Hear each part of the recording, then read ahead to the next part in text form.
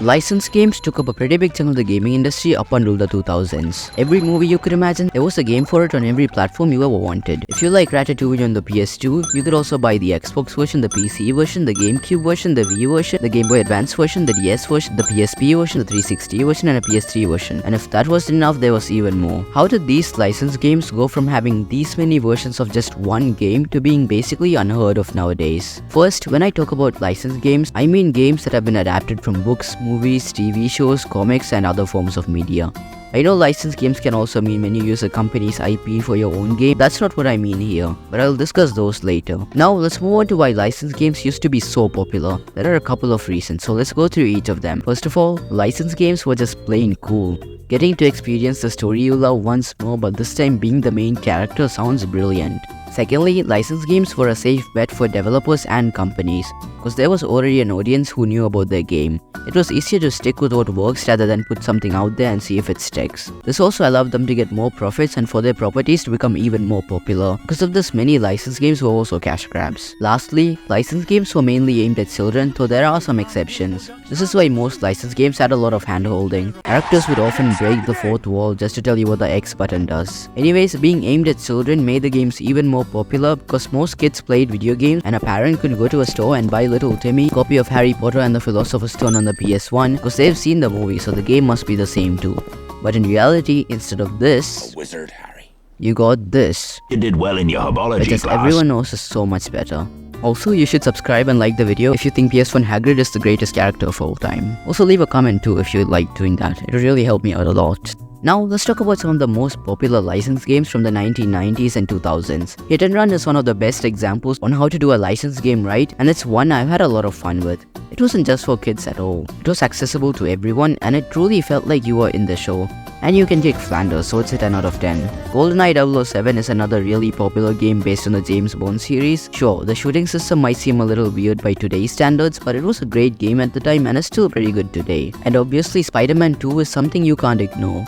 It was so good, especially for the web swinging system, which was simply put revolutionary. Now your webs actually stuck to the buildings instead of God himself helping you out. Another one of the best examples is Star Wars Knights of the Old Republic, which is so amazing that many say it's one of the best games ever made. And it's even getting a remake which has gotten fans even more hyped. One of the indications that these are actually good licensed games is that these games still have pretty active speedrunning communities. There are obviously so many other great licensed games, and these are just a few. Some others are Aladdin, The Lion King, many of the licensed Lego games, TMNT Turtles in Time, South Park The Stick of Truth, Scott Pilgrim vs. the World, and many others. Now, let's talk about how licensed games started to sort of die out. First of all, these licensed games had no quality control. Like I said, most of these were just made to be cash grabs. The developers were forced to publish the games around the same time as the release of the associated movie or content. There was just an oversaturation of the licensed video game market. Most of the games followed the same formula and it was just getting boring. And finally, the competition increased in the video game market. It was harder to stand out because an idea you might think is unique could be one that's been overdone to death.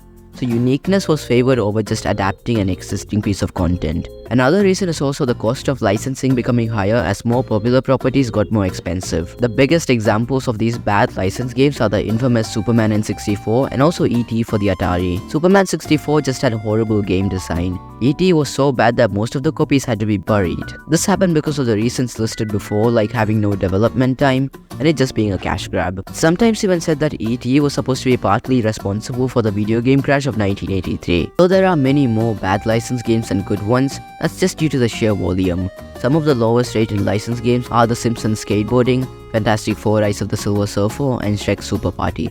But I don't know why that is, Shrek is amazing. But even though they could be critically viewed as bad games, most people who played these games as a child would view them as good games mainly because of nostalgia. And the quality of games is mostly subjective anyways. The decline of licensed games can also be shown with the licensed games made for the MCU. There was a game for Iron Man 1, The Incredible Hulk, Iron Man 2, Thor 1, and Captain America 1. All of these were made for consoles. The Captain America 1 game came out in 2011. After that, the only tie-in games have been either mobile games or Lego games. So why isn't there an open world RPG for Infinity War, or Endgame, or No Way Home?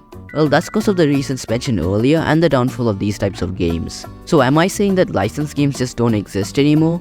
No, not at all. The tie-in licensed games I'm talking about didn't get wiped off the face of the earth, but they're not very prominent at all nowadays. Some recent tie-in licensed games are the Lego Movie 2 game, Cars 3 Driven to Win, John Wick Hex, Jumanji, and the Planet of the Apes Last Frontier. Now let's talk about the other kind of licensed games.